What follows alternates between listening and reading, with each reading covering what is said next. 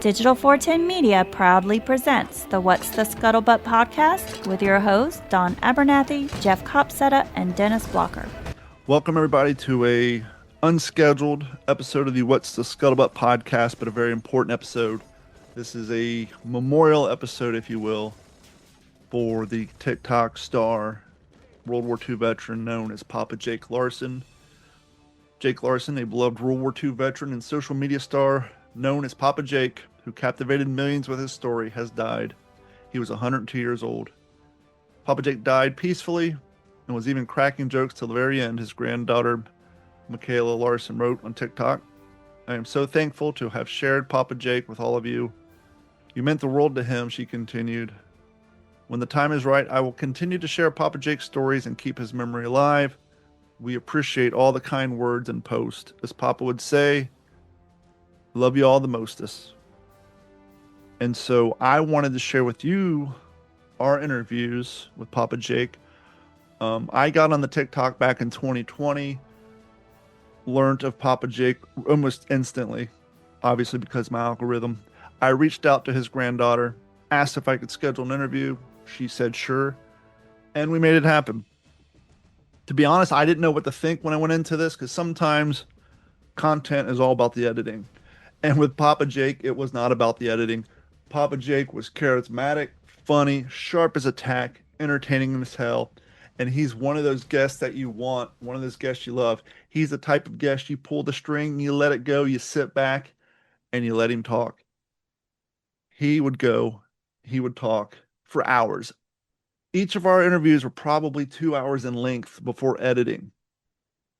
He had so much content. He's probably up there with Jared Frederick as the most returned.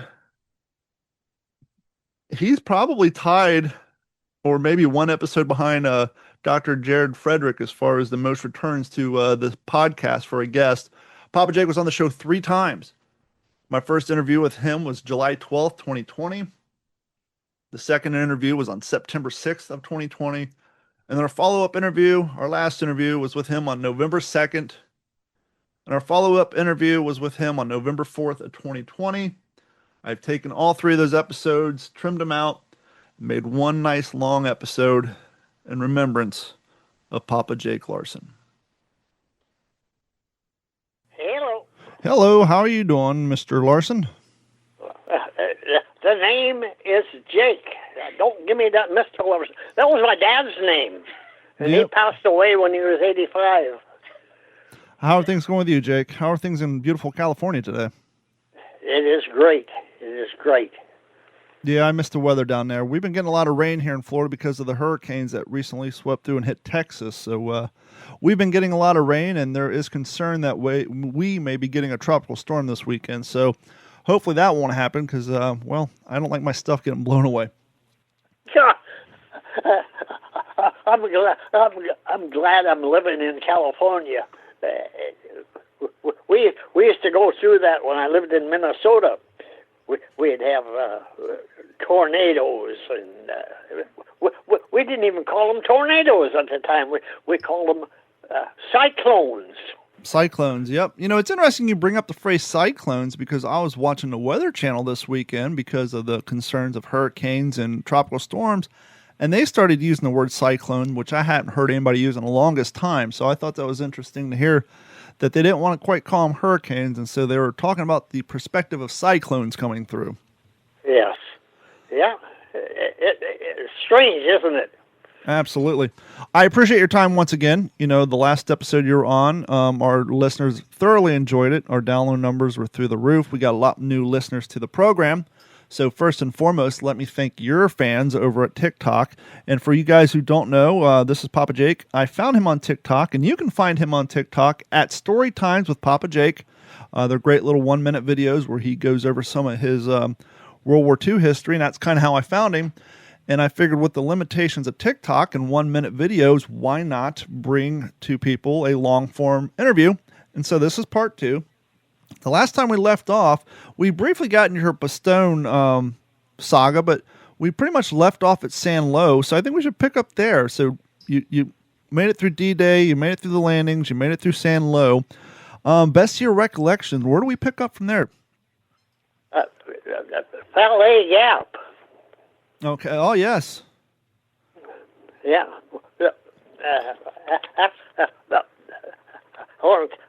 I don't know if I told you the rest of Sandlow. No, we can start there. When it came to the end of Sandlow, and we were being shelled all day, and I don't work during the day. See, I'm a freelance guy. I operate G3 from 7:30 at night till 7:30 in the morning. That's correct. I remember last episode you were telling us that you had just been given that shift. You said, "Hey, you're told go grab a nap and come back because you're working a 13-hour shift." Yeah, that's the way it goes. But anyway, after we had just captured Sandlow, and the Germans were pretty determined. They kept firing artillery in there, and 7:30, man, I'm relieved, and I go have something to eat, and I head for a ditch, just a country road ditch. There's a bank on the side of that ditch that I peg in my shelter half and pin it down at the bottom and crawl in there and fall asleep. Unbeknownst to me, those Germans firing those 155 millimeter cannon over me. One of the shells just made it over me and landed on the road, and it was a dud. Thank you guys from Czechoslovakia who was forced to make the shells. Yeah, I guess if there's one benefit to slave labor and conscripted labor, it's that they're not exactly motivated to make sure the products work. So we got a lot of lives saved due to sabotage by the forced laborers over in Germany. So they got the bomb disposal squad out there, and they were sandbagging that thing and going to blow it up. And it was just about 2 o'clock in the afternoon, and I woke up. See, I could sleep through anything. Pounding, people were talking about, if you did not put your hand on me, I would not wake up. So I woke up, and these guys were walking around up there on that road, and so I took the lining out of my helmet and put in some water there and brushed my teeth and dumped that water out and was going to put in a little more and shave. And somebody up on the road said, "What the hell are you doing down there?" I says, "I just brushed my teeth." I says, "I thought I'd shave now." "God," he says, "I thought we cleared this place." He says, we got a 155 millimeter shell that came right over you and landed on the road, and we're sandbagging it. We're going to blow it up." That would have been a heck of a wake-up call. My life has been, everything that happened has been close, but close only counts in hand grenades and horseshoe. Yep. So I had to get this story in because my life is still that way. At 97 years old, I don't have an ache or a pain in my body. No arthritis, no thing. I do have 11 stents in me, which is a pretty unusual thing. Yeah. You won't find that almost. It's probably what's given me good circulation. Oh, absolutely. Your valves are nice and wide open. Now, On a previous interview, you were talking about a lot of times throughout the war when you found yourself in a near-death experience, you felt that the young man who sadly lost his life to a bullet on the beach, when you asked him for a cigarette, you felt that a lot of times he was looking out for you. Do you think maybe he was looking out for you that morning too? I I think I had help from above from everyone. It is my life was too chancy without help from someone, and it certainly wasn't me. Sure. I was just an ordinary soldier, but things just kept happening to my benefit. Yeah. Did you find as the war went on that you kind of, when you actually had time to sit down and process things, obviously when things are going on, you're just going through the motions, you're doing your training, you're doing your job. But did you find yourself when things got a little quiet or you had a little R&R, as seldom as that was, that you started to get a little bit of survivor's guilt? No, I never felt like that. I thought we and everybody that I was working with, we were determined. We had this determination. We were not going to back down for the Germans, and we were going to clean them out of France. And we did. We did. We actually, in plain terms, we kicked their ass. Absolutely. And I don't like to say nasty words over it, but I can't explain it any better. Not a problem. We just did that. So you just got yelled at. They're getting ready to blow up that that round that didn't go off. They sandbagged it. I'm sure you quickly gathered up your belongings and got out of there. Yes. I went and found something to eat, and there was always something open for the mess for the guys that worked at night. We had our lunch at night in the middle of the night at 12 o'clock. We'd have our dinner. So life was strictly different for me than ordinary soldiers. And I took advantage of that. Well, absolutely. Like when we went to Paris, I walked around during the day and checked things out. And I went to the Louvre. I was colorblind then. I was born colorblind. And I did not appreciate the Louvre. Yeah. I'm one of those guys that could look at a painting and say, man, I could have done better than that, you know. I feel the same way about tattoos. That's why I don't have any. I'm like, why do I want to spend that kind of money for that kind of work? Yeah, why buy something like that, or why save something like that, man? Some child I know does better work than that with the crayons. Well, Yeah. we know that the Germans were in possession of France for a good period of time. We've all seen the pictures of Hitler in front of the Eiffel Tower and going around to all the monuments. What sort of condition did they leave Paris in when they hightailed it out of there? Yeah, you wouldn't know that they were there. Really, they're that respectful to the city and to the arts. Yeah. The only way you knew that they weren't there is that people suddenly become free, and they were jolly, and they were hugging you and kissing you. Hey, thanks for the liberation.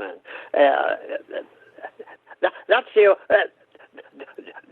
the Germans. They did not sack Paris. They made it a free city. And while they made it a free city, the French, free French, came in there with cars and machine guns and everything, and throwing these Molotov cocktails at the Germans were clearing out. Sure. And they threw these Molotov cocktails into those trucks, and flames had come out, and those Germans had come out of there loaded with gasoline and stuff on them and burning.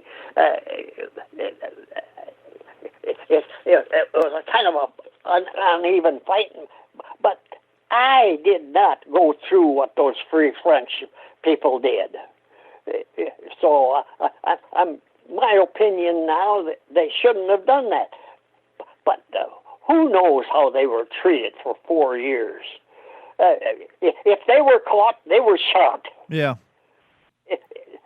There was no pleading, not guilty or so. They shot them. And not only did they shoot them, they probably shot their family too. Or worse, especially if they're of the female persuasion, if you know what I mean. Yeah. So I stayed at the Normandy Hotel, and that was the first shower I had since D-Day. I know it was a long time ago, and it's kind of hard to recall, super in-depth memories, but what was it like to experience someone else getting their freedom back fully? Because here in America, we don't take for, we kind of take for granted the freedoms in which we have. I mean, we're seeing it on TV right now with all the craziness going on. But you're someone who actually witnessed, not only did you witness, but you participated in the reclaiming of a country's freedom and have that handed back to the people. What is it like to actually watch somebody when they've been living and like you said, the Germans were, I don't want to use the word term nice, but they were less harsh on the people of Paris than they were in other places. They didn't completely destroy the town, but they were still under. They had to toe the line. Yes. And obey. Three people don't like to obey. They don't like to scrape and bow to someone. They were joyous. I couldn't. They didn't speak English, but they demonstrated English because hugs and kisses. It doesn't matter who they're from. The language doesn't count. It's the way you give them. The appreciation they showed. It's an unbelievable thing to go through, but we were happy. Yeah, we were happy to be there. And I don't think a lot of people realize how, my grandfather was over there in the war. He did grave registration in Europe. So obviously I'm one generation removed with my parents. But I don't think people realize how beneficial of obviously freeing countries from tyranny is beneficial. But just for the sake of what I'm getting to, you being an American, seeing people who have had their freedoms taken away, seeing people who've been going through terrible things, and then you witness 4 years. For 4 years. And then you and your entire generation witness that, and it's burned into your brain of how valuable and how delicate freedom is. And then you guys bring that back here to the States, and you remind your children of that, and your children remind their grandchildren of their children and your grandchildren of that.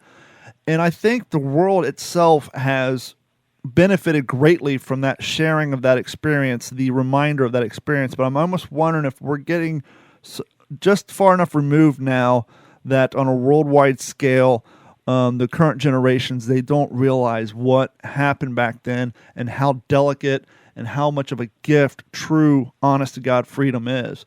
And I wonder if that's why we're starting to see some of the people doing these resentful things that they're doing now. Don, I'm truly amazed with these little talks, like right now, and the ones I have with my granddaughter, and you. the results stagger me. I got tears thinking about it. Yeah. I've got over 1 million followers that have looked at my stuff. I don't think I even deserve that.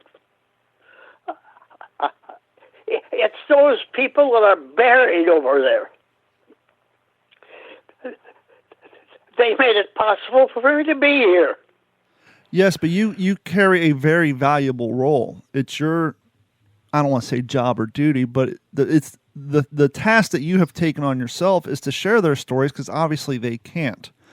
And obviously I'm a living historian. I'm a World War II reenactor, and a lot of the people who listen to this podcast are. And what we try to do is talk to gentlemen like you and your colleagues and people of your generation so that we can learn as much as we can, so we can take that task on and share your story when you're not able to. And as an example, today's Wednesday. Tomorrow night, I'm actually driving 2.5 hours going up to an airport in Zephyr Hills to participate in the filming of a documentary where they're filming the B-roll, if you will, so that when they're talking to a vet, they cut to the action scenes. And I'm actually going up there in my 101st Airborne impression. This company's rented out a hangar. They got a C-47. And so me and my friends are going up there. We're going to play the roles of the men of your generation of the 101st Airborne, so that when this program hits TV or the film circuit, wherever it's going, we can do our part in taking the information that we've gotten from your generation and keeping that message and that story alive. And that's one of the things that's most important to me with this podcast, is to interview vets like yourself and your brethren and get that message out there and have a permanent available source for people to hear at any time they want. And then we can also learn from your all's message and carry that on so that we can continue to try to carry on the message of peace and what came from the war.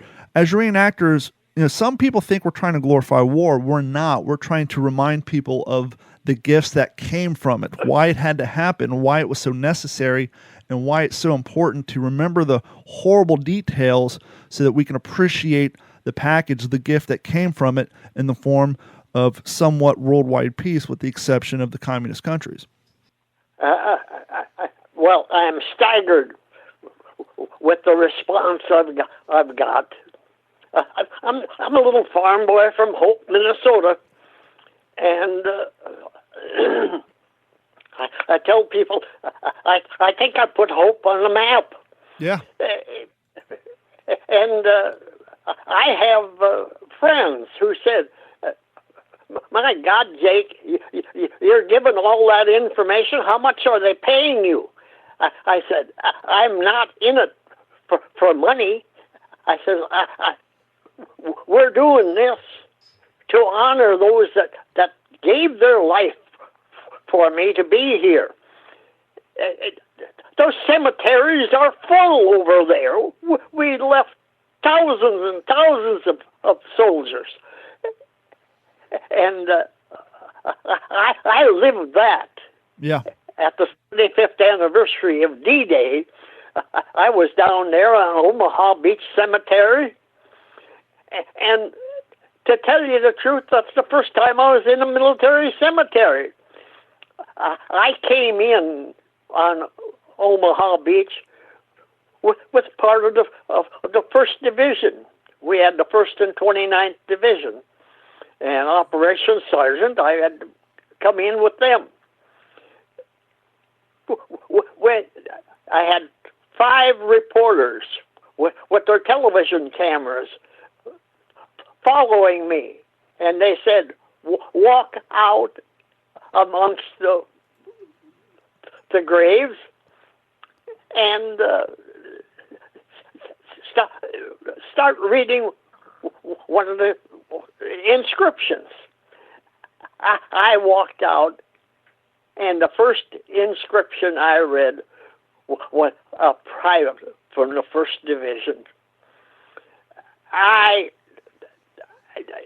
don't know if I did the proper thing, but I backed up and raised my hat in salute to him. that has gone viral. That picture of me. I didn't.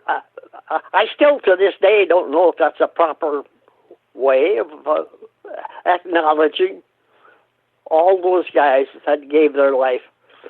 Over 9,000 on Omaha Beach alone. And then there's 60,000 that gave their life at the Battle of the Bulge. And not only 60,000 gave their life, they said a little a postscript after the 60,000 gave their life. 10,000 missing. How is that possible? How I'm astounded. Yeah. It's, trying to, well, one, I guess a little bit back then, the logistics was, you're trying to keep track of all these men and these numbers on both sides. And then you have, in the case of Bastogne and Battle of the Bulge, the artillery fire was so intense, or at least I've been led to believe through reading and watching shows, that a lot of the guys were just hit with more, artillery fire on both sides, and there's just nothing left of them to claim. And then obviously you have those 10,000. Yeah. The Germans captured a lot when they first came in on December 16th. They came in that morning, and man, that's an experience. Yeah. I'm wide awake because I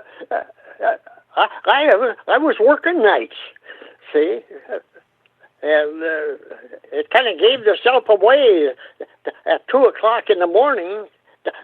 That's when a corporal guard, MP corporal guard on post number 6 came in, and he was so excited. He saluted me. I'm a staff sergeant, and you don't salute non-commissioned officers. And he was so excited, he saluted me, and he looking right at me. He knew I was a sergeant because he said, "Sergeant, I'm from post number 6." I was walking my post, and I looked up, and there were German parachuters coming down. I says, "What did you do?" He says, "I ran and jumped in my Jeep and came up here to tell you." I says, "Good shot." So that was the start of the Battle of the Bulge. And to think I was in on it. Yeah. How, obviously, you guys had limited people, because the whole thing was, for lack of a better phrase, an ambush on a huge scale. You guys, no one was thinking they were going to push through the Ardennes forest in the middle of wintertime. And so you had a limited amount of troops to put up on what now has become the front line. And then we've all heard the stories where you got to, the MPs went out and started pulling people out of R&R and off of leave and all that. And due to the rapid influx of men into the area, there was lack of supplies, lack of ammo, lack of winter gear. But roughly, in your recollection, how many hours or days did it take to get enough guys to create what you guys felt was a substantial front line to secure the area? Well, we didn't. We were cut off. We were cut off from First Army. We were up at Eupen, which would be northeast corner, and we had control of Malmedy and all that there. But the Germans came right in our control and cut us off from those towns down there. Now, I think I talked about the Malmedy massacre before. Yes, and this is unbelievable. We were cut off from First Army. We're a corps under First Army. So, if in order to get orders and everything, we were assigned to Field Marshal Montgomery's 21st Army Group. We were 12th Army Group under Bradley. And we went to Field Marshal Montgomery's, and I saw him. He came there and picked up cigarettes and stuff for his troop. He didn't smoke himself, but he liked to be in command, so he was the one that's going to give out cigarettes if he was going to be cigarettes given out. Absolutely. No better way to earn respect than some quality cigarettes and maybe a candy bar here and there if you can find it. But people will be listening to this now, and they say, "What did you do in the British service?" We were part of the offensive when the Third Army, Patton's Third Army, came up from that side. We put the squeeze on them from the north, and that forced them back. That was the end of them right there. They just dropped their weapons and walked out. Left everything there, the tanks, the guns, the rifles, ammunition, and walked out. Now, let me ask you this and back up a little bit, because obviously one of the things the Battle of the Bulge and Bastogne is known for is the extreme cold. And we all know that it gets colder at night than it does in day, and you grew up in Minnesota, so, you know, you're kind of tempered in cold steel, if you will. Do you think, looking back at it, do you kind of see it as an advantage that you worked nights so that you could try to sleep in the day when it's just a smidge, a little bit warmer due to the sun? I think my life is planned from above, Don. Sure. I'm mystified with it. I really am. It's hard for me to believe that there's no one else I was in the service with still alive except me. How is that possible? In less than 5 months, I'm going to be 98 years old. Well, I'm going to wish you a happy birthday now. My mind is fairly stable. Yeah, absolutely. And my body is stable. I've got a little infection in one of my teeth that I'm going to have taken care of. I got an appointment now with the dentist. But other than that, I don't know what aches or pains are. And me with 11 stents in me, had a terrific stroke 20-some years ago, 27 probably. But how are you guys? I'm blessed. How are you guys dealing with, you know, interaction with your family members and all that with the COVID going on out there in California? Well, I'm in a particular, there again, I'm the luckiest man in the world. I live with my 2 sons and their offspring. And now their offspring is out, got homes of their own.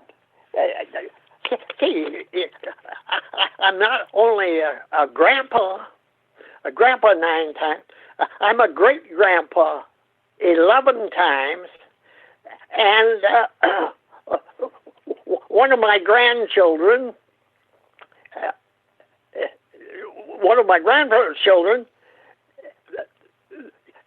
gave birth a year ago to a girl, and is pregnant again. So I don't know how to say it anymore. Great. Grandpa to the 10th power. But it always comes time. I'm a grandpa, so I'm known as Papa Jake. Even my own son calls me Papa Jake. That's beautiful. So it's easy for all I don't have to worry if I'm that one's great or just a great. They're all my family. Have you ever really sat around and took a moment to realize how much history you have witnessed in your life? Obviously, World War II, television. I've got a book coming out, Don. Do you? Yeah, but these stories that I'm telling you will be in that book. Is there a working title for the book?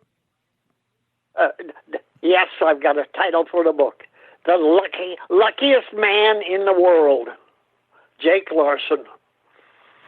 Because I'm sitting here thinking, obviously, World War II, television, advent, Vietnam, Korean War, color TV, computers, internet. I have none of that. Well, I'm just saying you've witnessed it throughout your life. Oh, yeah. I used to be a television repairman. Television repairman, the first African-American president, and now COVID-19. Yep. Just the amount, the wide span of history that you've witnessed and participated in, it's just it's got to be a little mind-boggling sometimes, isn't it? I think Harrison was the president when I was born. But I remember Herbert Hoover, and he got in for a chicken in every pot, mm-hmm. and then Roosevelt got in there, and you couldn't pry him out with a crowbar. He got in for 4 terms, which is very unusual that I lived through that. And President Roosevelt, when I turned 21 while I was overseas during the war, I got a chance to vote, and I voted for President Roosevelt for his 4th term. You won't find many people that have done that. Isn't that the truth? And I voted over from overseas. Yeah, talking about a mail-in ballot. That's a V-mail ballot. Yeah, it's a crazy thing. You know, a while back, when we were suffering through the recession and unemployment was through the roof, some people suggested maybe that we take a chapter from the good days, from the 40s and the 30s, and bring back the Civilian Conservation Corps to help, one, do the jobs at the Civilian Concentration, I'm sorry, I'm tongue-tied. Anyhow, do what they did back then. Yes, and, building roads and all the infrastructure stuff, and not only provide work. Well, that was the roads were built by the WPA. That was called WPA, Works Project Administration. I lived through all those. Yeah. Those CCC camps. I had an older brother that was 12 years older than me. He went to that. They paid Army wages, $30 a month. Well, that's the work that they did, you couldn't hire that work done for 3 times that much. Yeah. So that was a bonanza. Well, not only did it provide employment, but at the time it provided much needed food and housing. But not only that, but since it was ran kind of loosely by a branch of the military, it provided a lot of structure and work ethics to people who needed it. Grew up in WPA, they became good soldiers too. Absolutely. And so I don't know if it would work on today's scale. I mean, yes, providing the jobs and doing that type of work may work now, but definitely not the input and the military style structure. That wouldn't fly nowadays. But it would be a good source to help get some people who have lost their jobs with what's going on to get back to work. Well, people don't realize what money was compared to now. Sure. Think of it. I was born in 1922. When I started to go into town, 5, 6 years old, with a younger brother alongside of me, and we like to go to the 5 and 10 cent store and just look at stuff. And we'd ask my dad for some money so we could go to the 5 and dime store. I am not making this up, so help me God. He gave us each a penny. And he says, don't spend it all in one place now. Yep. And we trottled off to the 5 and dime. And we looked at everything. Everything. Rubber bands were 5 cents for a big package of those rubber bands. Those rubber bands, we were making slingshots at home, and we tried to cut inner tubes into rubber bands so we could make. You cannot cut an inner tube straight with a scissors. Nope. So here those rubber bands were 5 cents. I put a pack of those in my pocket. Uh-oh. And when I got home with those rubber bands, we got the slingshots out on the table and putting those rubber bands on. My mother came along and says, where did you get the rubber bands? Oh, we got them at the dime store. How much did they cost? Wow, wait a minute. We had 2 cents. I said, well, I didn't pay for them. Nobody was looking, so I put them in my pocket. She says, put them up on the buffet, and next week when we go in, you are going to carry those back in and tell them you stole them. Worst year of my life, worst week of my life. Waiting, the anticipation. And they had a runner. It seemed like 10 miles long to the cash register where the manager was. And I felt like crawling under that baby and getting up there.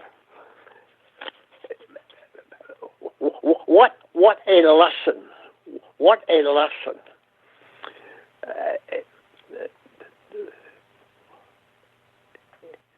I had a pretty wise mother. Not only is that a wise lesson, that's kind of a great snapshot in comparison. I think as years gone by, nowadays, a mother would say, hey, you don't take things that don't belong to you, but I don't know how many of them would go through the effort of driving back to the store to return a dollar item or something. They may, chastise their child. 5 cent item.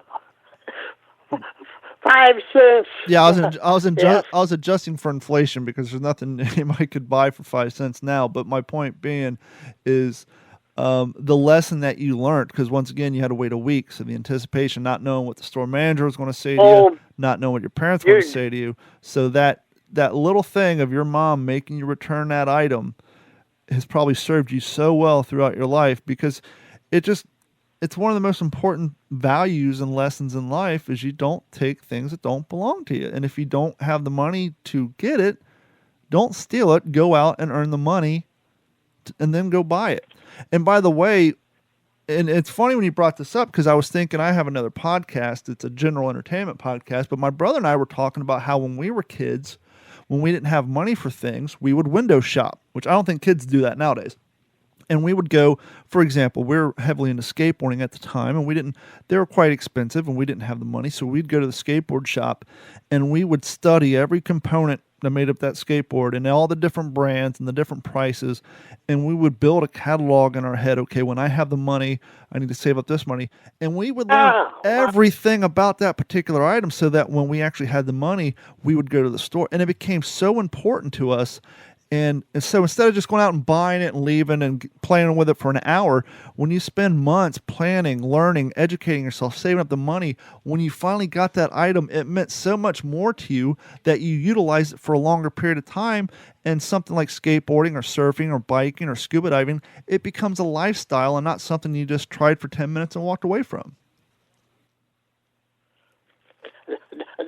Don, I never knew what toys were. Yeah. Never owned a bike. We asked for a bike, and my dad said, "Bicycle. They cost $5. I can buy a car for that. Yeah. You can buy a Model T car with good tires at that time for $5. I'm not joking, because my brother did. Yeah. My brother Leo bought it. And you kind of hit on another good point. Not only has you got to pay the $5 for the bike, but in 4 months, or if you run over a nail, you got upkeep. Now you got to spend money on tires. Tires or tubes or whatever. Yeah. Well, I never had the luxury of owning a bike, and I paid for quite a few of them with my kids. But I can ride a bike, but I am not comfortable on a bike. Sure.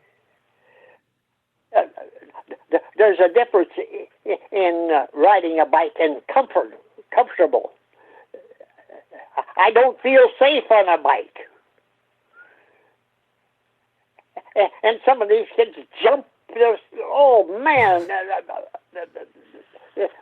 My stomach goes right out when I see that happen. Isn't it funny how things work? Here's a man who landed on D-Day, was there through the Battle of the Bulge, but the thought of riding a bike through traffic makes you woozy.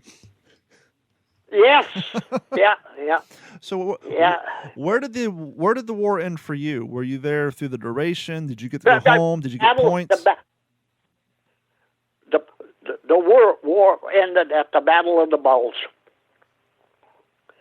for me. Before, when the Battle of the Bulge was ending there, December 31st, General Dro authorized 45 days leave to all those that had enough points. Well, I pushed everybody else. I had 127 points, where other guys had barely 100. Because the point system, that's the way it was. How long you were in the service, how long you were overseas, and that's how that was all figured. I don't ask me to do it now, because I can't. But I do know I had 127 points, and I was one of the first one chosen to go back home. I was the only one out of G3. And did they send you back? Did they send you back through England first, or did you leave straight from France? I left from France. They sent me to Le Havre, France. And this is an interesting story all in its own. Your next interview should be on that, because that is one of the most interesting stories. Something happened on that ride home?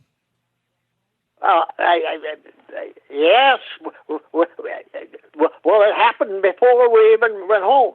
That was, Le Havre was a German submarine place. Okay, I see where you're going with that. So we'll leave the audience wanting more. They had these Quonset homes there. I came in there 11 o'clock at night. This is just a preview of what you're going to hear. Sure. I came in at 11 o'clock at night, and they said, "You're in bed number 1. You're right there, right inside. There's a light switch inside the door." So I came inside that door with my pack and stuff, and I'm ready to go home, Drop that stuff down, and go to my bed, rip back the covers, get undressed down to my underwear, crawl on my bed, shut that light off, and the next, just about dozed off, and it felt like something was jumping on my chest, a little ticky thing jumping on my chest. I got up, turned the light on, and I was loaded with fleas. Oh, no. And then those guys were hollering, "Shut the goddamn light up! What the hell did you do?" I said, I was putting my clothes on. They said, "Where are you going?" I said, I want to find the supply sergeant and get some flea powder. "Oh, he won't get up at this time of the night." I said, "He'll get up all right." And now we're going to leave off there because there's no stopping me now, see. But we'll leave off till the next time. And I told you this is kind of an interesting story, but I'm all for it. That's what we look for here. We look for interesting stories and continuing to tell your tale. Papa Jake, thank you so much for joining us for another episode, and I will get a hold of you behind the scenes here shortly, and we'll set up your third follow-up episode. So casually take them into interview number 3, the final interview with Jake Larson, the World War II vet. We're going to get a little bit more into his combat career and then talk about what happened on his long boat ride home and what it was like to come back to the United States in 1945 after being away for 3 years. So stick around. That's coming up next. I think we got all the promotions out of the way. Just one more thing. This episode of the What's the Scuttlebutt podcast, as well as all the other podcasts here at the Digital 410 Network, is brought to you by our friends at Computers. Computers has been providing IT solutions for all of Southwest Florida since 2004. So even if you don't live in Southwest Florida, they can help you remotely as long as you have internet, obviously. So give them a call at 239-283-1120.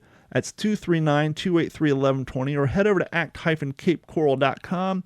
And not only can they log into your computer and help you with any issues you're having, they can help you out with two-form authentication. So that if you're trying to log into your work from home or you have employees logging in from home because of COVID, you want that to be done securely. Obviously, with all the work going on from home, there's more security breaches out there. So they can help you out with internet security. And most importantly, online backups. Back up that data. If your hard drive crashes or unfortunately you get encryption, all your data will be safe. So give them a call, 239-283-1120, or head over to act-capecoral.com. Jeff, as always, where can people find you? Jeff Cupset on Facebook or at Jeff Cupset on Instagram. Thank you so much, friend. And everybody stick around. And coming up is Jake Larson. And joining us from the phone from sunny California once again, Mr. Jake Larson. Jake, I feel like you and I are becoming good old friends at this point. This is your third interview with us. And you were just telling me before you came on that your life is crazy. You just don't get it. Are you getting requests to do a lot of interviews? As you're, Oh, yeah.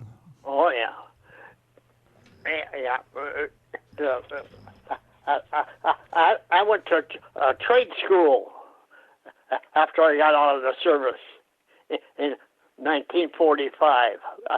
I went to Dunwoody in Minneapolis.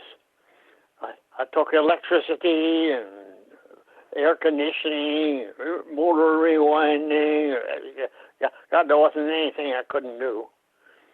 And did you ever imagine you'd become a spokesperson for your generation at some point in your life? Do a lot of public speaking? Never in my.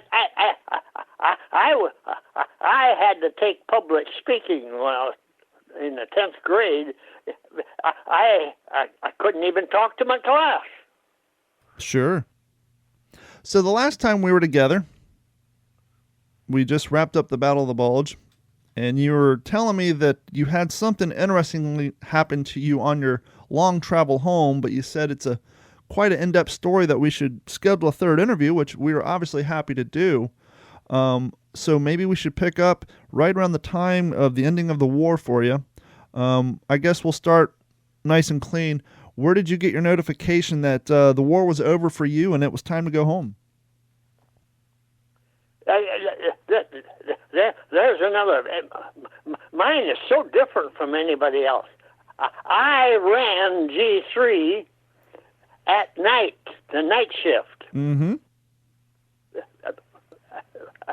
On D-Day, we got to go back to D-Day. Sure. And the whole army was running on adrenaline at that time.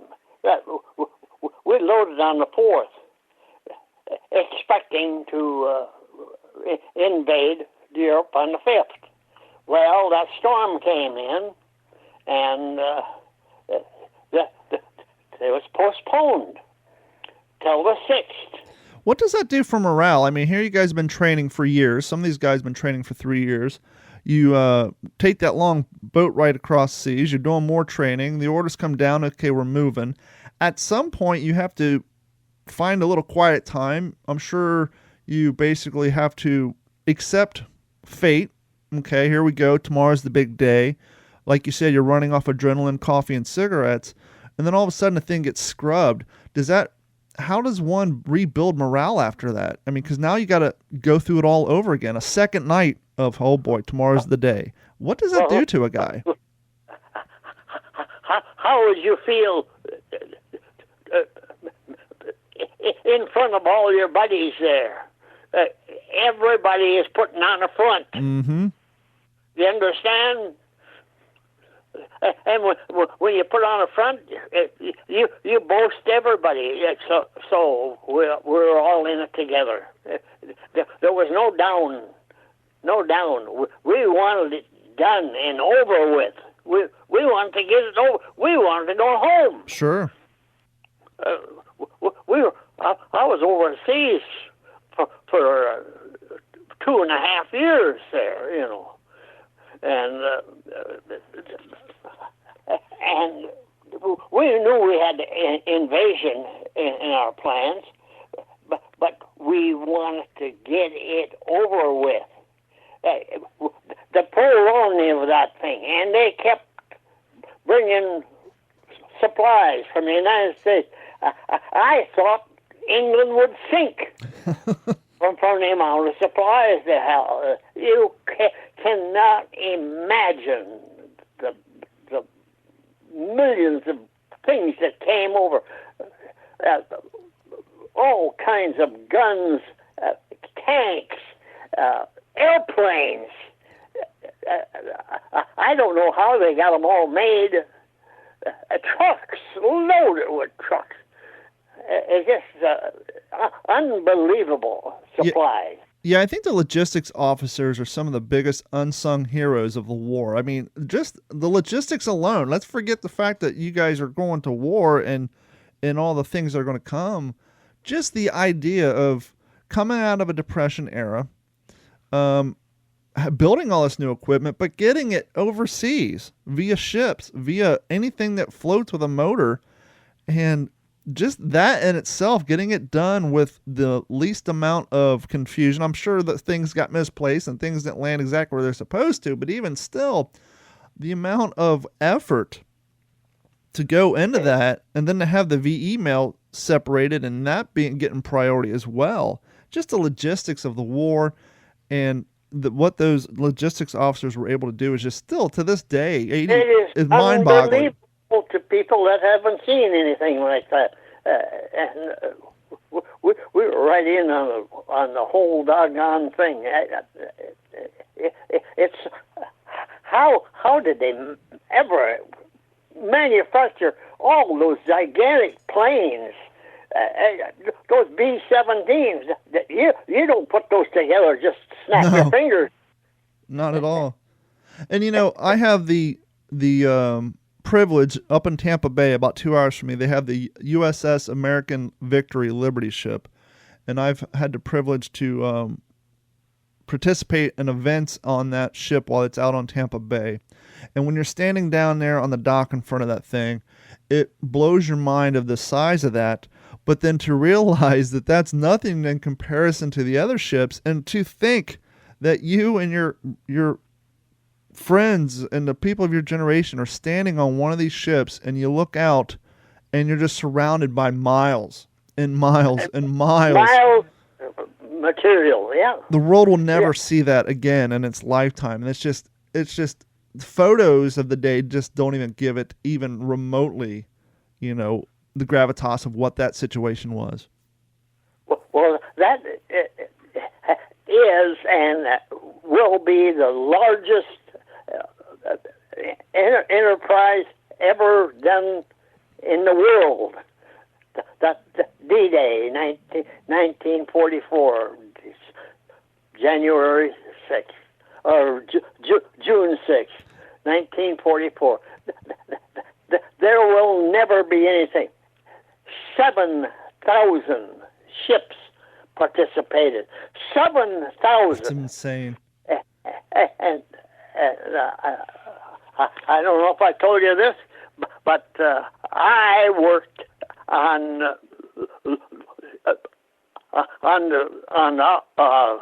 the D-Day invasion for Omaha Beach. The ships that we were assigned, and each one had a different number of people. I typed every one of those guys' name, and for the work I did on that there, I got the Bronze Star. Oh, I can imagine. I mean, the young kids nowadays, typing on a computer keyboard is nothing. Well, you're talking about a spring-loaded, heavy-keyed stamping typewriter. Yes. And that wasn't a common skill for people back then, unless you were in, the secretary pool. Do you remember what your words per minute was back then? My what? Your words per minute? How fast you could type? I could type 50 words a minute. And that's about what those typewriters were good for. Yeah. They weren't made for speed. They were just We did a lot of stencils. Yeah. With those. Without a ribbon. See, cut the stencil. That's a kind of a paraffin coated thing, and you just. Those stencils were used on mimeograph. You probably don't remember that stuff. But all that stuff was printed with mimeograph. And so I used to cut all those stencils. And if you made a mistake, you had to start all over. Yeah, it's quite a thing. But I was blessed, making no mistakes. I didn't even have anybody checking my stuff. To think of it now, I don't know how we didn't do it. Just a full bird colonel and I in there working on that. I'm sure you would have the echoes of the reverberation of those letter on the typewriter of those letterheads slapping that ribbon. That just had you're probably trying to sleep at night or during the early hours, whichever time you actually had the chance to lay your head down. You probably just had the sound of that typewriter reverberating through your head at all hours. I couldn't imagine. Yeah. And then when we were in the battles, I ran one of those electric battery-operated typewriters. That's a teletypewriter. Mm-hmm. You're connected by landline to your divisions that was under you, or anybody that they had one just like it. And sure. If I started that up, it would operate theirs, so I could send messages over to them. Of course, everything was sent in code.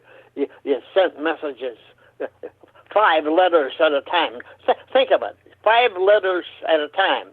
XDREF or something like that, and then another space and another 5 letters, and you had to type them at 45 words a minute, without slowing down or stopping.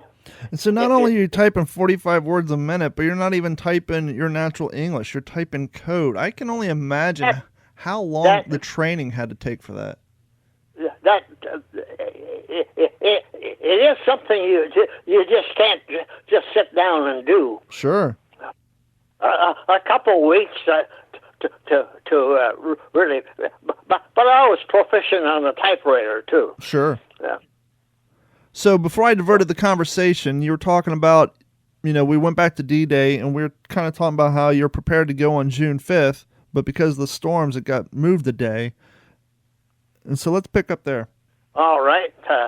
We knew we were going to go in the morning, so I was on that command ship too, and I lost the name of it right there in my mind. Nah, no worries. But anyway, Eisenhower was on there, Bradley, and my full bird colonel, who was G3, he was in charge of Omaha Beach for his operations, Colonel John G. Hill. So I was the operations sergeant. You don't find many operations sergeants in the service, and I happened to be one of those birds.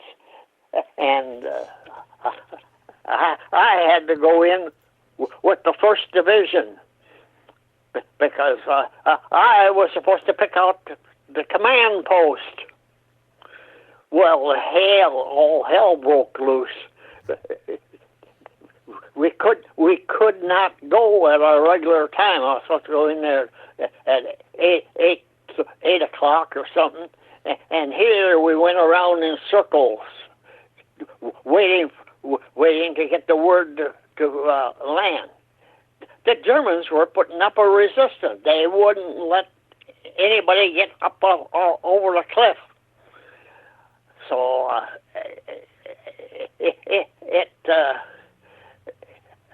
it was probably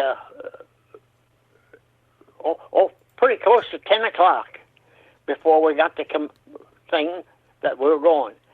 And when we did get in, there was hardly anybody moving. And they had shipped in some Bangalore torpedoes, and they opened up this ravine, a trench like water came down, and that's where we were supposed to get up over that cliff. It was loaded with barbed wire and stuff, and they shoved these Bangalore torpedoes up in there and screwed them together. And two of the guys that were doing that at the time were killed right there.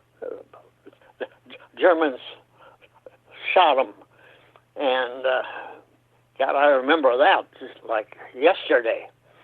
And of course, if somebody goes down, there's always somebody to do the work again. Another takes your place. That's the thing about the Army and the infantry and all that stuff. It's there's always somebody there. You're dispensable. Mm-hmm.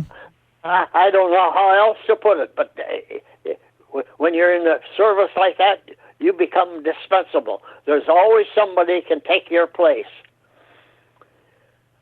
And when they finally got those Bangalore torpedoes in there and set them off, my God, that cleared all that barbed wire out of there.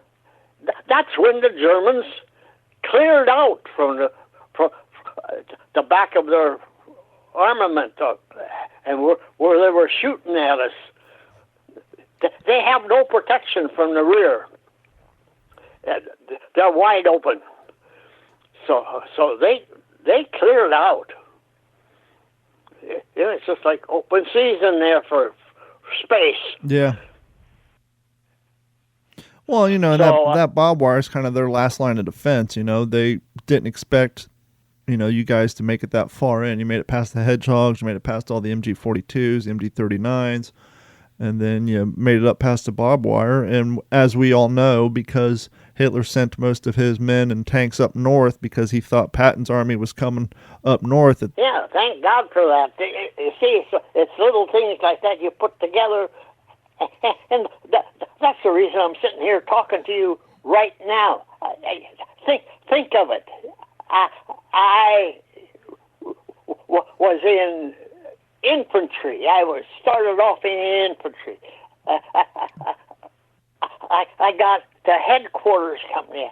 I got transferred over in North Ireland. I got transferred into G3. How many people do you think ever get out of the infantry and into corps, headquarters, and then worked on that stuff? I got the Bronze Star for what I did on that. And think of it. At 97 years old right now, I'll be 98 in December 20th, I'm turning 98. I am the only one alive in all the units that I was in over there. Think, and here I am, 97 years old. I don't have an ache or a pain in my body. That's beautiful. How is that possible? How is that possible? You did something right. No, somebody is helping me up from above. I know it. I know it. This is too unreal. And I tell some of these stories on TikTok, so it's amazing. A little old farm boy from Hope, Minnesota, has gone through this here. Why did this happen to me? Why am I still here? Well, somebody wants me here to tell my story. And I think we'll have my book out this year yet. Yeah, that's what you were saying the last time you were on. You guys still have a working title for that, or have you hammered out a... Oh, I got a title for it, yes. The Luckiest Man in the World. Nobody else has got that title. Nope. No one. I was having a thought when you were talking, when we were discussing about how much that D-Day relied on the misinformation that was done through intelligence. Oh, man, did it ever. And through the participation of the French resistance to put out false information to make it look more realistic. Years after the war, when a lot of this stuff was no longer top secret and a lot of this information was coming out, was there a moment you realized, oh, wait a minute, so much of that mission relied on that false information being believable to the Germans? Was there ever a moment after that information came out, like, wow, I never realized how fragile that operation was, that if they didn't believe in this ruse that, the intelligence was playing, that it would have went completely different? When I was out of the service, I never gave much thought to anything I did, except that I'm alive. I got out of this alive. I didn't give any thought. I had to have somebody interview me before I even brought anything up. We did not talk about the war. Sure, because everybody was there. There's nothing to talk about. Everybody was there, yes. And you never talked about the war. I was never congratulated. Hey, thank you for your service. Until I told people about. No, this was before the landing at Slapton Sands, the Operation Tiger. I told them about that because we had kept that inside of us for 40 years. We weren't supposed to talk about under penalty of court-martial. We were banned, but it opened up. The British opened it up, And so I talked about it. Sure. But that's the first thing I talked about my service over there. And to think, I was in one of those ships that were targeted. They sank 2 of those landing ship tanks there, those LSTs, right alongside of me, and they shot the hell out of the top of ours so that we couldn't get any fresh air. And those diesel engines were pretty dirty at the time, and there was 400 of us laying on the floor vomiting. We were diesel gassed. Yeah. See, this is something you'd like to tell somebody. Man, it wasn't just fun, you know. We were worried too, and how we ever got back out of that there. And then that colonel come out and sworn us all to secrecy. Otherwise, we'd be court-martialed. That makes you think. Oh, absolutely. So, just to get us a little back on track here, you said in order to talk about the travel homes and what happened to you, we had to go back to D-Day briefly. How do we make that leap from D-Day back to your travels home and the craziness that happened on that journey home? Well, I was one of the first to get a 45-day leave after the Battle of the Bulge. I was in on the start of that because I worked at night, and that's when it started. Sure. At 2 o'clock in the morning on December 16th, that's when the Germans dropped parachutists. There was between 800 and 900 parachutists dropped. And I can only give you the position on the map. It was position on the map was 6. God, I can't remember the name of that town. I've been accused of making that up because they said that they'd never heard about anybody. This was a lieutenant colonel from the Vietnam War who's a historian, and he says, "Did you make this up?" Because I've never heard of anybody mentioning paratroopers. By golly, that really bugged me. But Ridgway, General Ridgway, the head of the 82nd Airborne, wrote a book. And in that book, he wrote about those 800 to 900 paratroopers that landed down there. So, man, it's just like I'm getting confirmation from above. Yeah. You understand, there's a lot of this stuff that's not confirmed, but I got confirmation on that, see? And I woke up Colonel Hill, and I woke up General Dro at that time, and they pulled an alert, and that alert saved quite a few of our men on the line. I alerted the first Division and the 29th Division. They were on the line. And then we alerted 1st Army. And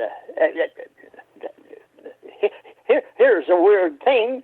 They came in below Eupen by... God,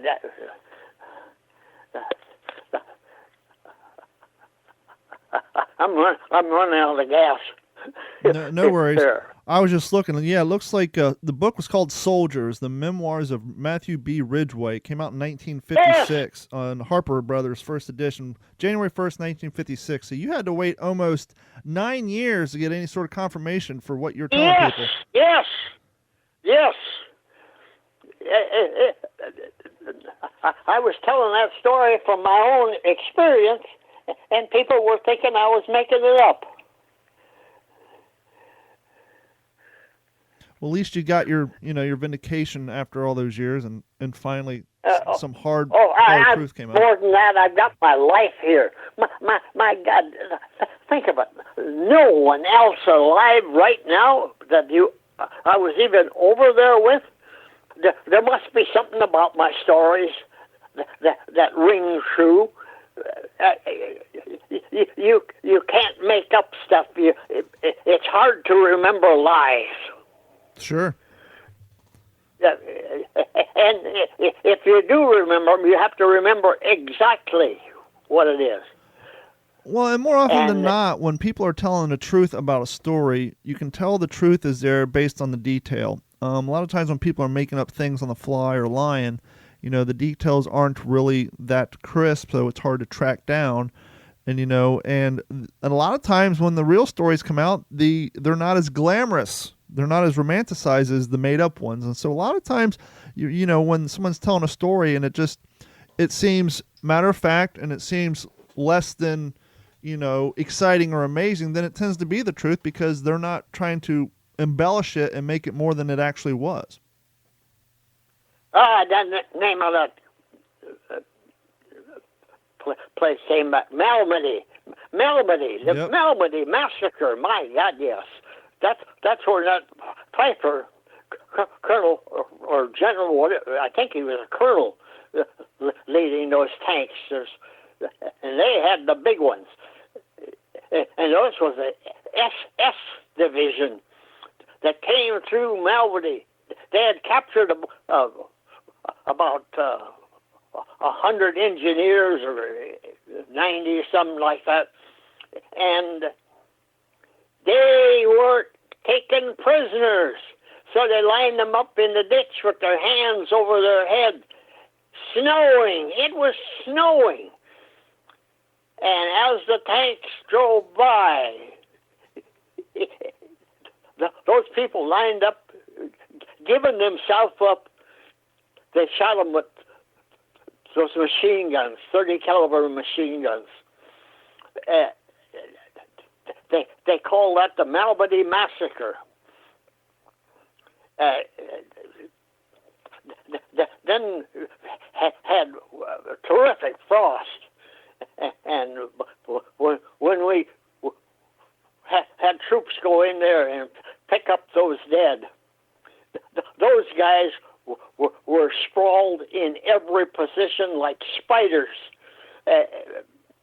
What a sad thing to see your buddies fighting for the same thing you are and giving their life up with their hands in the air. That's a hard thing to take. Yeah, I mean, because obviously when you find them with their, in that position, that just goes to show that they weren't putting up a fight. It was just a waste. It was a massacre, as the name implied. It was the Malmedy Massacre. There was no even effort to acknowledge the Geneva Convention, and so it was a war crime. It was straight up war crime. Yeah. But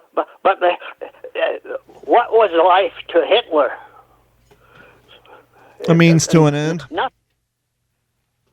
Nothing. The only thing he was trying to do was get his way. He was the supreme. He was God already. He kicked God out the door. Mm-hmm. So. And so it's 2 a.m. Yeah. You just got your 48-hour leave. And 46 hours?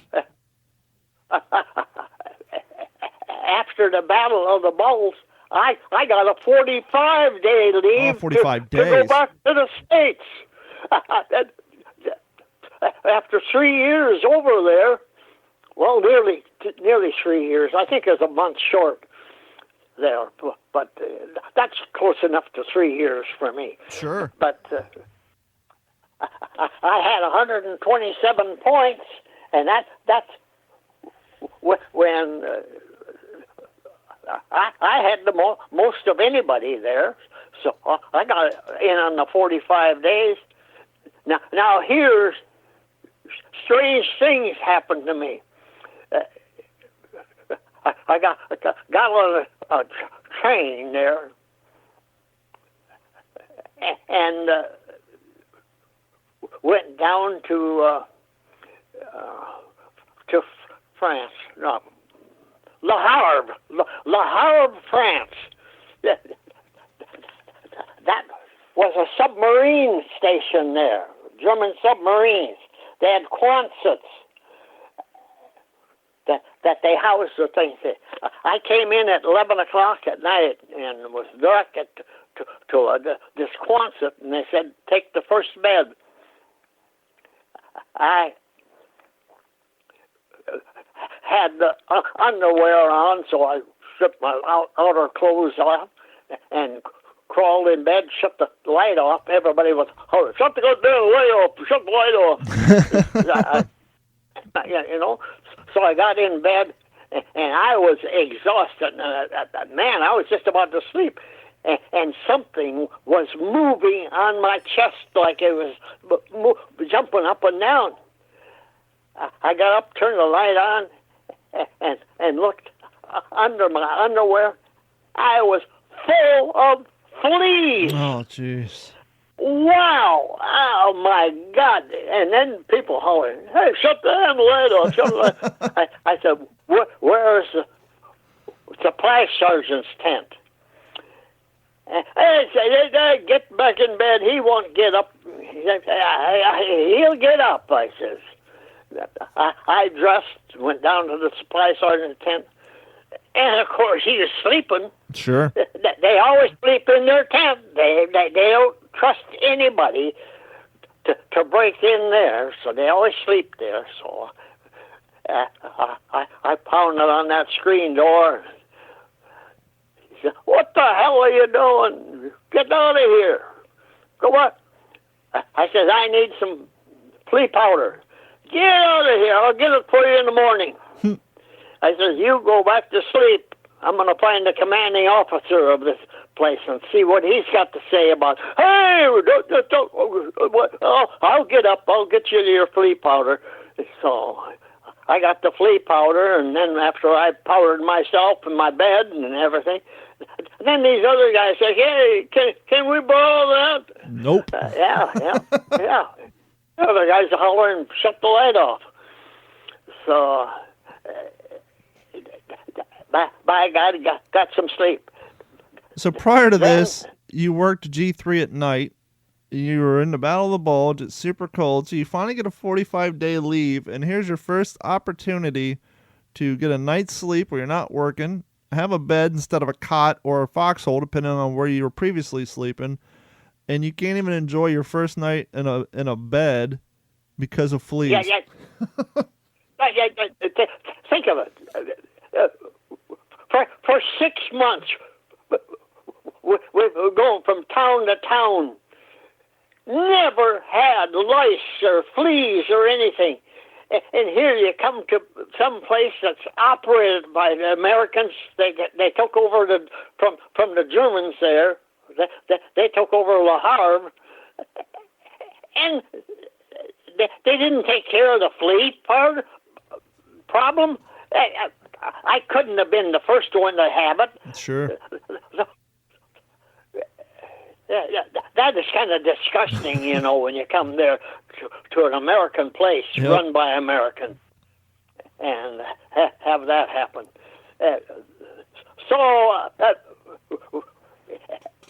It took a while, but then a Liberty, about 2 days, a Liberty ship came down, and by golly, I volunteered to be the mess sergeant on there.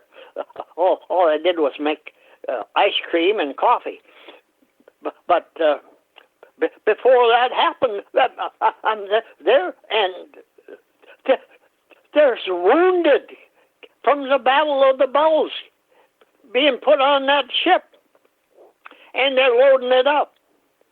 And we haul two roads for sure back to England of wounded.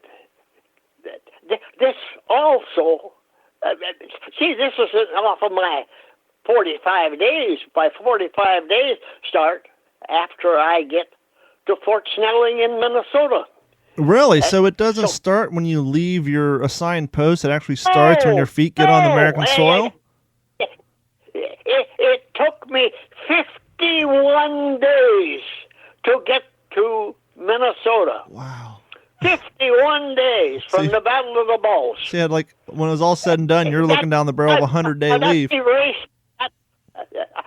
I'm just enjoying life on that Liberty ship. Of course, a submarine or anything could pick me up and everything. Who gave a damn about a submarine at this time? Yep. You were going home. But and a strange thing happened when I got to Fort Snelling. I told you about having two cousins, and we went into war together in February 10th. We were put into federal service and sent down to Camp Claiborne. Mm-hmm. They stayed in Company F. My cousin Ole then went in on North Africa, and then went in on Sicily, and then went into Italy. Wow. And he got a leave from there. So he was basically there for the whole Mediterranean campaign. I got my leave from Belgium, and then came back across the Atlantic. In the morning, I was sitting by a pole waiting for him to call my name out. Ole came and he says, "Jake, is that you? Here we met at Fort Snelling 3 years after we were in the service and parted. Now, how in the world is that possible? How is that possible?" Yeah, I mean, not only end up at the same place on the same day, but to essentially be, get leave or pointed out at the same exact time. And as you said, your boat ride home took 41 days. So for all that to come to fruition, 51 days, for all that to come to fruition, and then you land at the same camp roughly the same time. It's amazing. It's crazy. It's crazy. It's like I make this stuff up.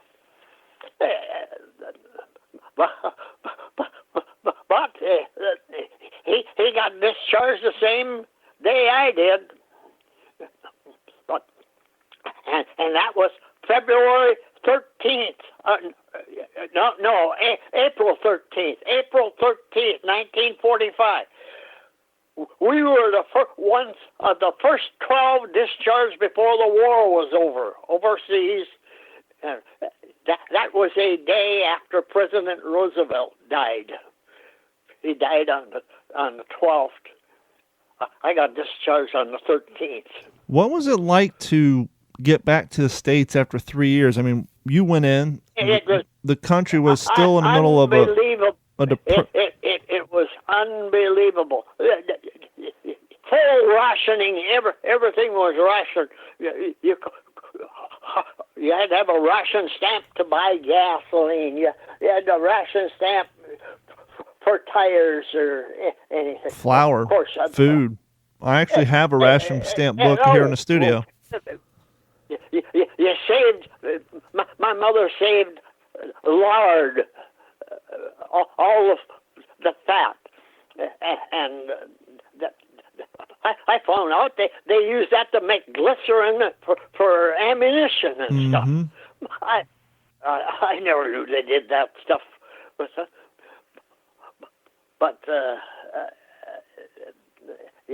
yes.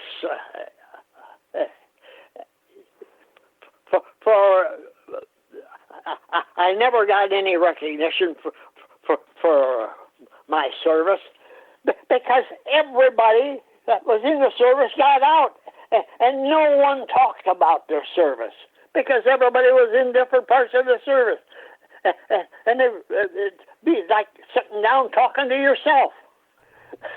And I would imagine at a Yeah, certain point, you guys were just at the place where you were kind of over it. You want to move on with your lives. Why talk about something that you had to and live it was through for 3 years? overkill for us. Yeah, that'd be like us talking about COVID-19 for the next 10 years. No, we're over it. We want to move on. Exactly. Yeah. You hit it right on the nose. It was talking about the service was overkill for us. We wanted to forget about that stuff. We wanted to be normal. Now, you're from a small town. Before the war, when you left, I'm sure, you guys were just coming out of the Great Depression or still in it. Had your town in it. Had your town gained financially, or did it blow up at all?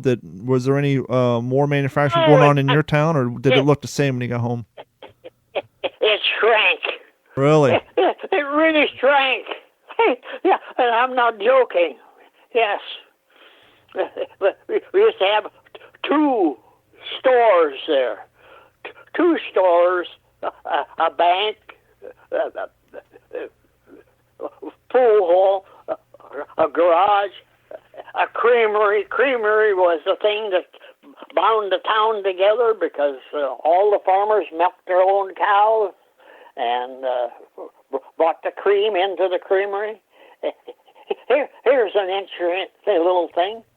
In Minnesota, every little town had its own creamery, and farmers used to pick the cream.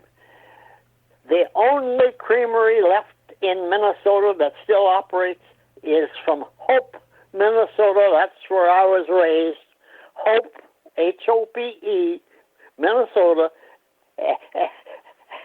And it's the only creamery still operating. Wow, that's some longevity, especially nowadays with things being shipped in from all over the world. They ship most of their cream or butter to New York City.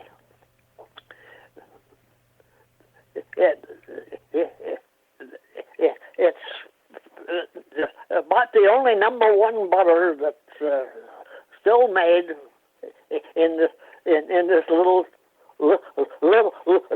town. It's 100 people. I don't think you even call them a town. Yeah, and the fact that most of the the young men who were 16 to 19 were probably off overseas, and that made it a lot harder to farm and get the logistics done locally. Absolutely. And they left the farm after they were in the service. See, I went to a trade school for 2 years, and I could fix anything. If anything was fixable, I could fix it. So that's what you did when you came back from the war? You went to trade school? Yeah. Yeah. Did you utilize the GI Bill for your first home and going to school, or did you just? No, I never used it for anything. The only thing I got out of the GI Bill was helping me through trade school. Yeah. I got my wife and I got $60 a month. Where'd you meet your wife at? Hey, that's the most unusual thing in the world, how I met my wife. Well, that seems pretty usual for you. Everything at this point, coming home across the seas, Yeah, you got to read my book. Yeah, but I'll tell you anyway. Sure. This is part of my book. I bought an Argus C2 35 millimeter camera with that $12 I got every 3 months. It took me two years to pay for that doggone thing because I had to have a couple dollars of my own. Sure. It cost, that camera cost over $35. People, if they had a camera at that time, it was a box camera. Oh man, I just fell in love with the 35 millimeter ones, and this is a 3.2 lens, you know, and a viewfinder, and a cowhide case. Man, I was a dog in town, I'll tell you.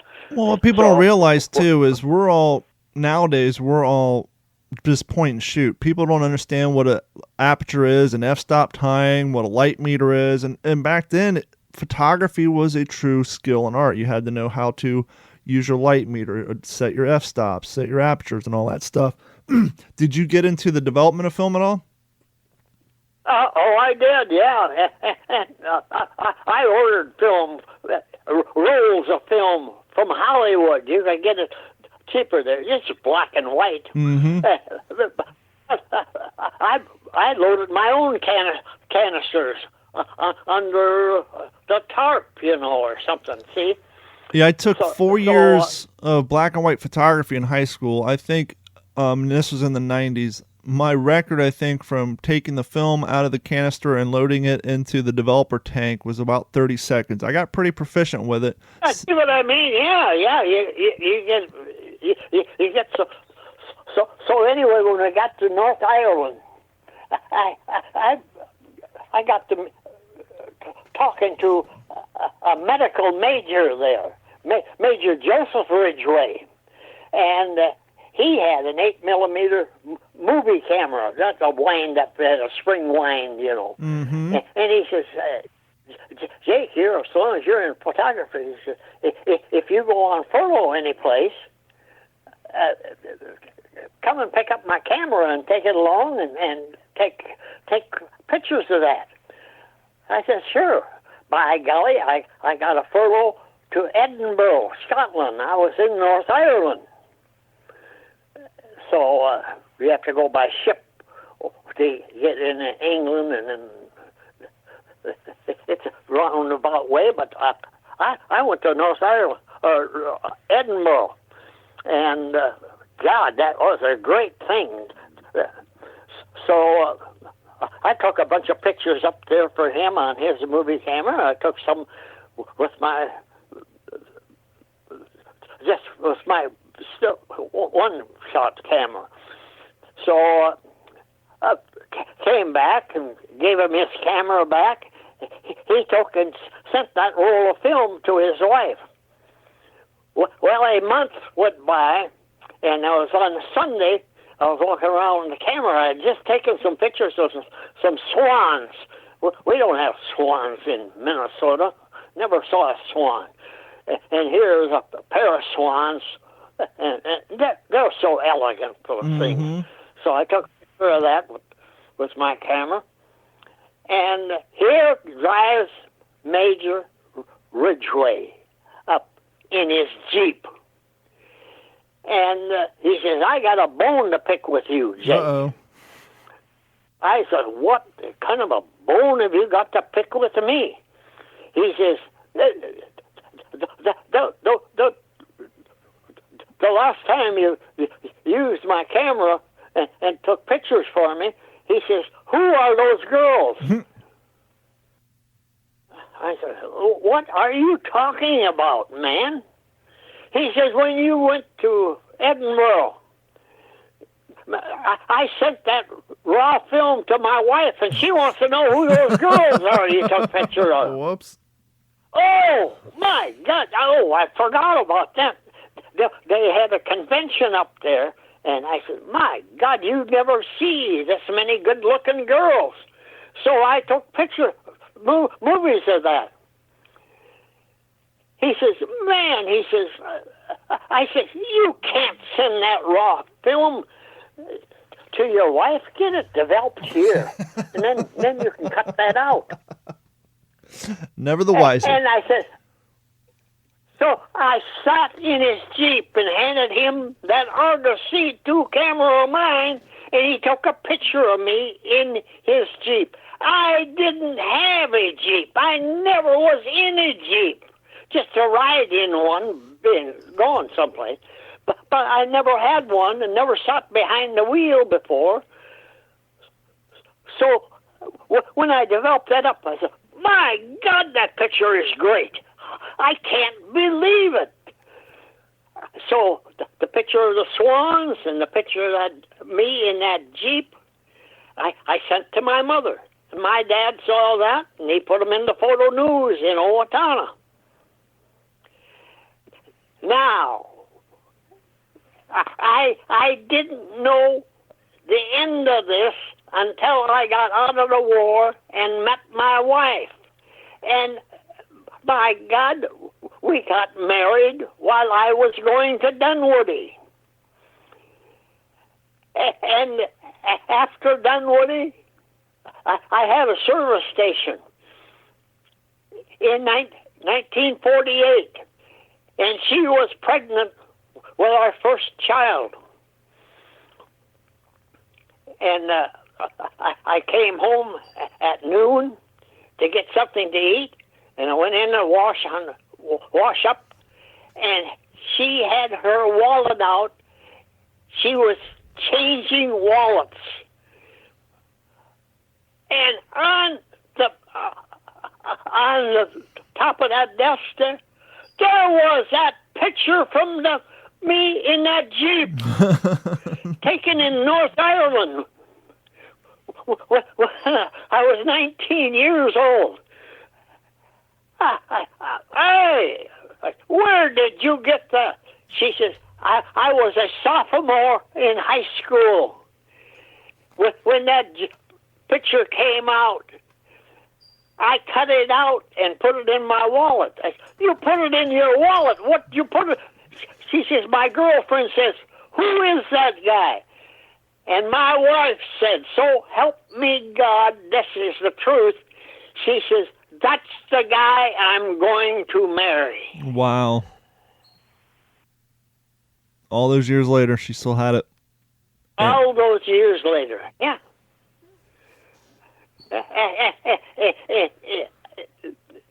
I'll tell you, our marriage, I would not be here today if it weren't for my wife. We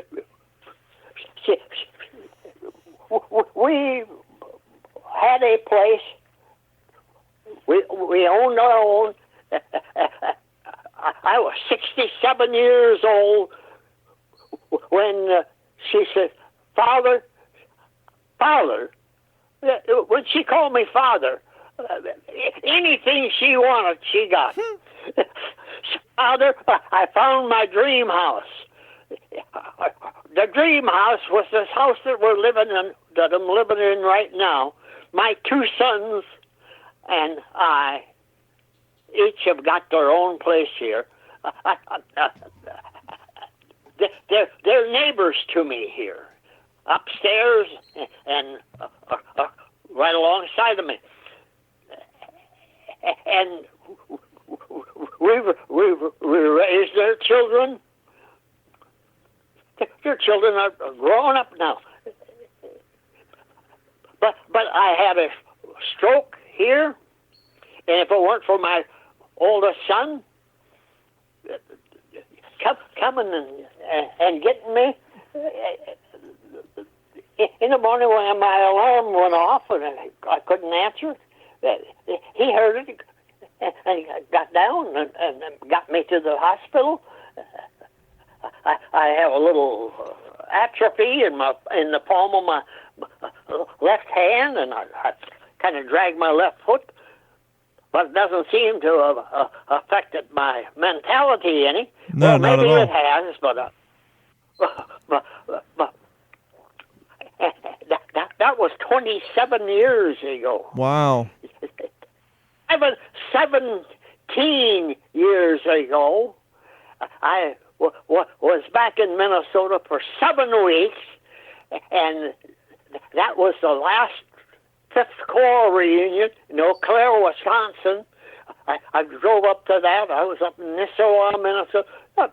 I drove all over there and came back after 7 weeks, flew back by myself, and I was going through the mail at 8 o'clock at night, and my oldest son, Kurt, came down, and he just walked to the refrigerator and looked in there. Hell, there was nothing in there because I'd been gone for 7 weeks. So he started to go upstairs, and I says, Kurt, wait a minute. He says, you got a problem? I says, yeah, I'm getting dizzy.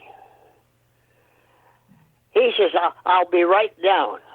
He goes up and got his keys, took me down to Kaiser in Walnut Creek. That's about 15 miles away from here. And doctors started checking me, and I started feeling pretty good again. Yeah. And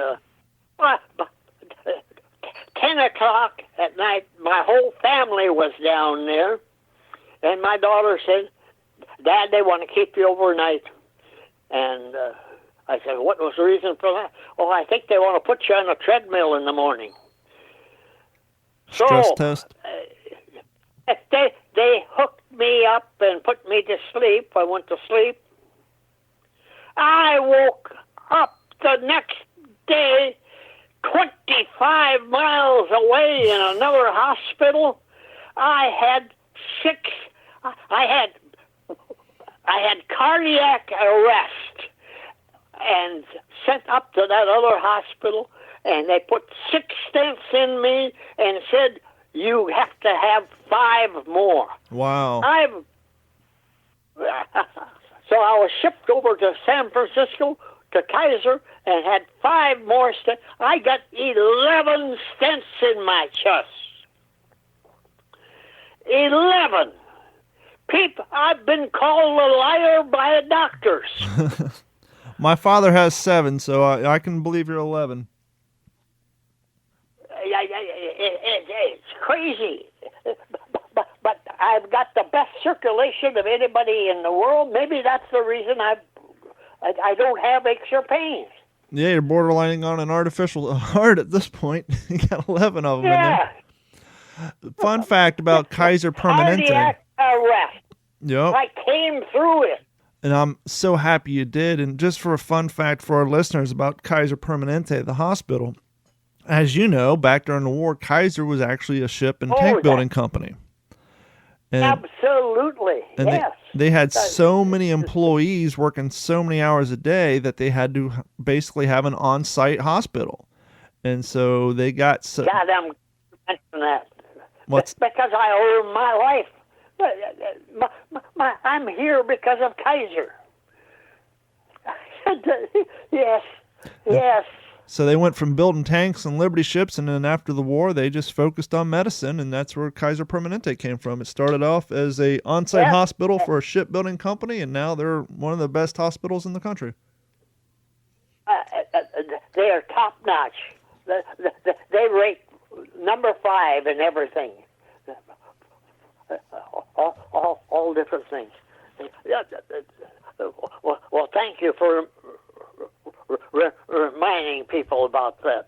And thank you for all that you do, and thank you for coming on the show. And you said roughly around December, maybe January, your book's coming out, The Luckiest Man Alive, correct? Yeah.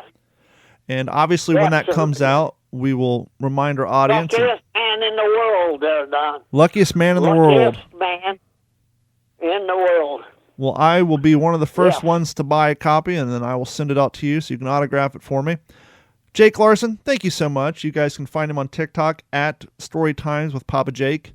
And simply just Google Jake Larson. And, you know, in interview 1 and interview 2, I think you mentioned the fact that when you went back over to Normandy, you were doing all these press junkets with all these different news stations. Just Google it, people. It's there. As soon as you Google Jake Larson, all these news videos that he was talking about when he was back over in Normandy for the anniversary, they'll all come up. So it's all out there. And as always, head over to WTSPWorldWar2.com, find the page for this episode, and we will include some photographs that Jake sent to me last time, as well as links to all the pertinent information. Jakes, thank you so much for spending so many hours with us and sharing your story, not only with TikTok, but with my audience and the rest of the world. And I hope everything continues to go well with you, and things just keep on going on, sir. Well, it's keeping on going on, and I think somebody upstairs wants this told. Otherwise, I wouldn't be here. And I greatly appreciate it, and I'm going to do my part to get that message out, sir. Thanks, buddy. And it's always a pleasure talking to you. Always. It's always a pleasure talking to you. And a little secret, keep an eye on your mailbox, sir. I sent you something about a few days back. Actually, I ordered you something a few days back. It'll probably take another few days before it's made up and sent out. But I sent you a little something to thank you for coming on the show. I think you'd do better Pony Express. Well, it's custom made. It's made to order, so I had to have it made, and once it gets to a certain date, it'll get printed up and sent out your way. It's not necessary to send me something. I do this, and so many people appreciate hearing from me. How could I not enjoy the letters I get to thank you for your service?